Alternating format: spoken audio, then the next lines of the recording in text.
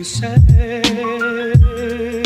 you love. Hello you, this is Diana and welcome to my channel. For today's video, I'm going to do another foundation review. Now, I love doing foundation reviews. These are my favorite to do. And for today's video, I picked up the Rare Beauty Liquid Touch Weightless Foundation. And I'm super excited to try this out because I really enjoy really lightweight, melt into the skin kind of foundations. And that is exactly how this is portrayed. So we're going to go ahead and see how this works out. Now, I have a little cheat sheet down below, so that's why I'm looking down. But this foundation retails for $29, which I think is a great price. And it has 48 shades. It is supposed to have a medium coverage that melts into the skin with a natural finish. And this is also vegan, cruelty-free, and paraben-free. Now, before we get started, it was a little bit hard to find my shade in this because I did wait until more people started uploading their first impressions. So I was very particular in just looking at all the foundation swatches that were provided.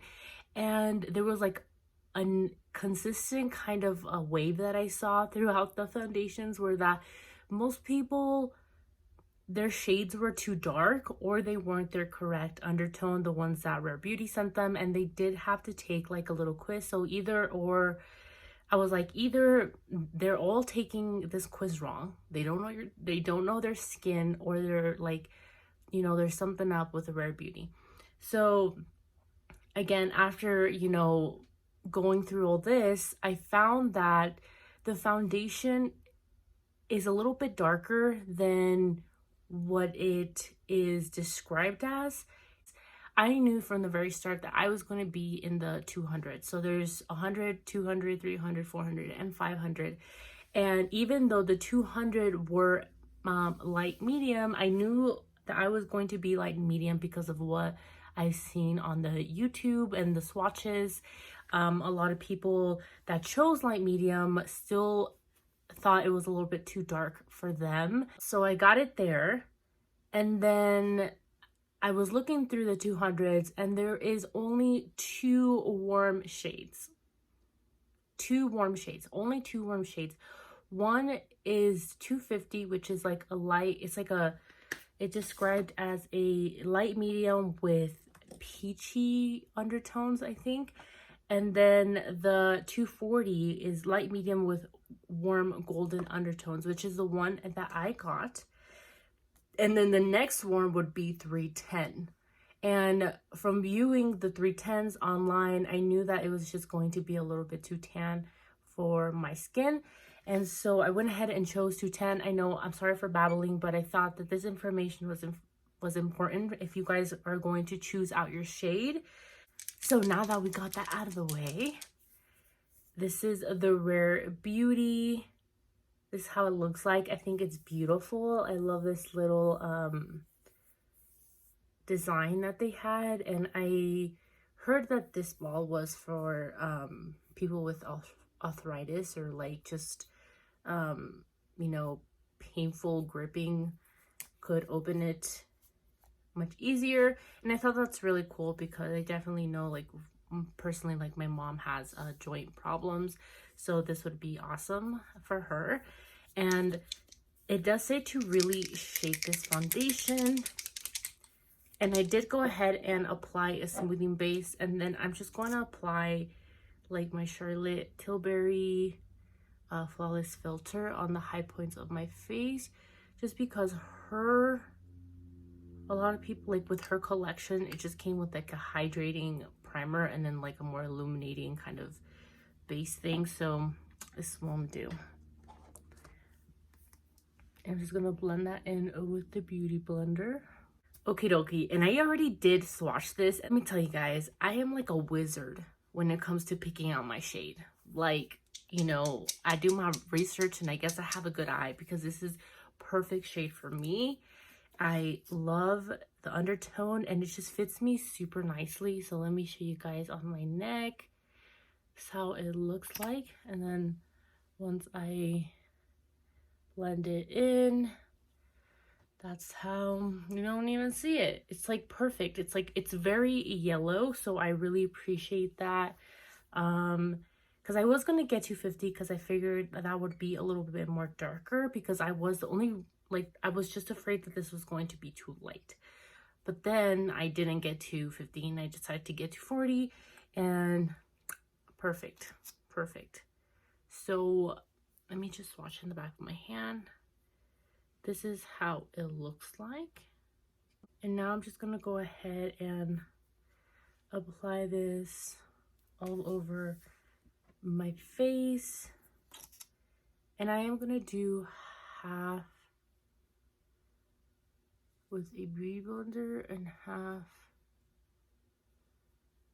with a brush. Why did it take me so long to say that? I don't know. This is how it looks like.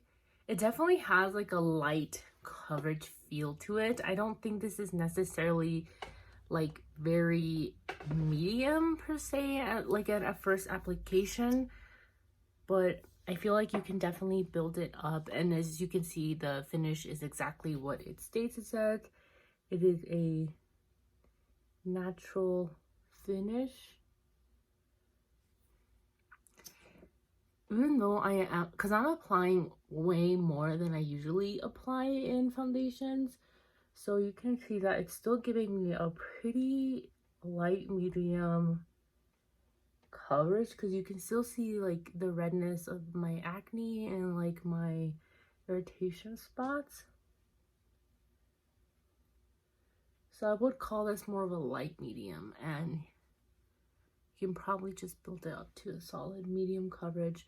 But it does melt into the skin beautifully. As you can see, it's not picking up any of my dry areas around my face or anything, but it definitely isn't covering like the redness or like any spots on my face. Now let's go ahead and use the brush, and maybe that will give us a little bit more coverage. I'm trying to apply the same amount applied on the other side, but I'm just gonna use this like flat angled brush, and I'm just gonna, this is a more compacted brush, so it's supposed to give you a little bit more coverage anyway, so I'm sure we'll get a little bit more coverage with this one. And I also have less pigmentations and redness on this side of my face, so it's kind of unfair. Oh, I almost forgot that little spot on my forehead. As you can see, this is a really yellow foundation, so it doesn't make too much of a difference for me, because you can see my neck is pretty yellow as well, but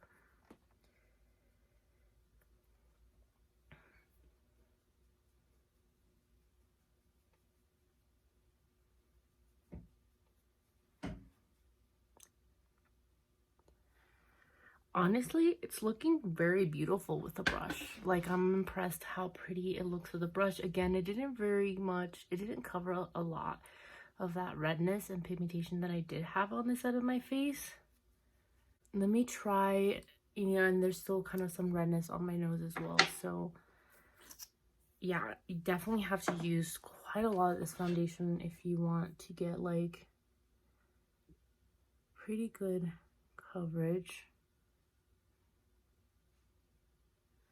I'm just gonna kind of let it sit on those spots, and then I'll go in with the brush, and then I'm just gonna put up a little bit on my nose. But what I am liking about this is that no matter how much I build it up, it is not looking like cakey at all. It's super pretty, and it is just completely melting into the skin. Okay, just cover it a little bit better, so it does build up to a pretty good medium coverage. Just do have to use a little bit more than I'm used to using. But like I said, guys, this still looks so nice on the skin. It literally looks like skin. Like, I am so impressed by this. Like, that's the most impressive part about this. So now, as always, I'm going to go ahead and go outside to show you guys how this looks like in natural daylight, because I am using a ring light, and then I'll swatch it for you guys outside as well. And let's go do that, guys. I am outside. It is super chilly and gloomy, and I'm so happy, guys. This is like the first day of officially being fall for me. Anyway, this is how it looks like on my skin. As you can see, it's a very great, it's basically a perfect match in my opinion to my neck, and it just looks like skin. Let me zoom in. It's not picking up any dry areas around my mouth or my nose, and you guys saw how much I put on, and it just looks so pretty. And let me go ahead, this is how it looks like outside. Let me go ahead and swatch it for you guys. And this is the outside swatch of it. I think I missed a little bit in between my eyebrows, so let me just show you guys how that kind of blends in. You can see that's a lot. So, but it's still like just blending into the skin. It's not looking cakey or anything. Like, do you guys see that?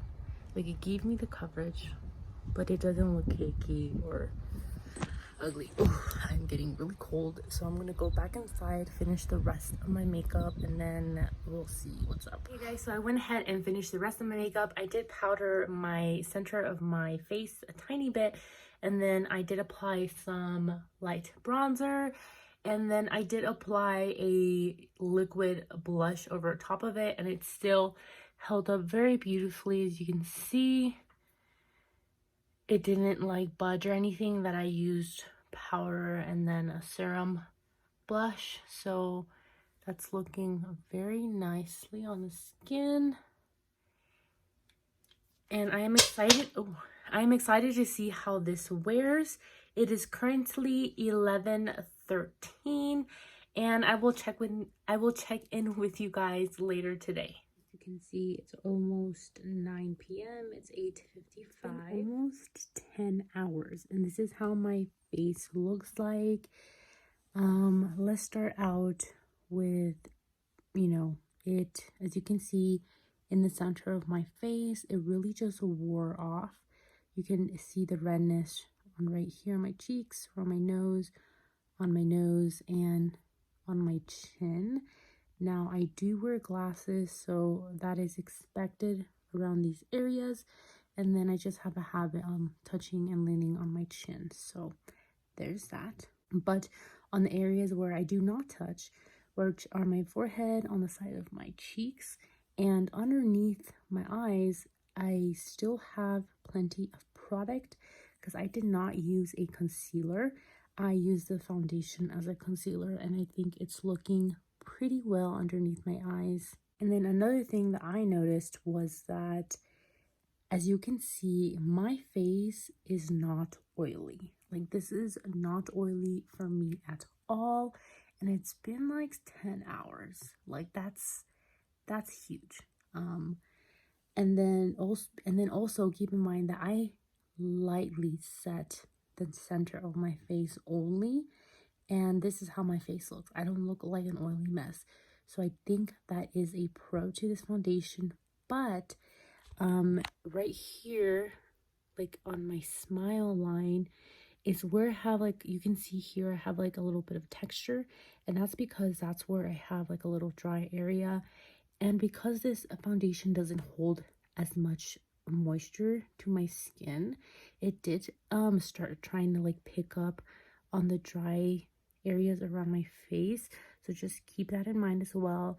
And then something that I forgot to mention was that this had a claim about having, it was like a true color or true foundation, meaning that it will stay the same color when you first apply it and throughout your wear test. In other words, it doesn't oxidize, which I definitely think is true. I think it looks exactly like when I first applied it. And then even though it did wear off in those areas, it doesn't look bad. It doesn't look like splotchy or like it's breaking apart or anything, because I have seen that with other foundations, and this one just looks, it just looks like your skin. You can barely see where it wore off. I did have a person tell me that they thought I wasn't wearing any sort of makeup, so I don't know if that's good or bad. Take it as you will. Overall, I'm just really impressed how lightweight and how well this just synced into the skin. Just looked like skin in the very beginning. It kept looking like skin throughout the day, and it still looks like skin.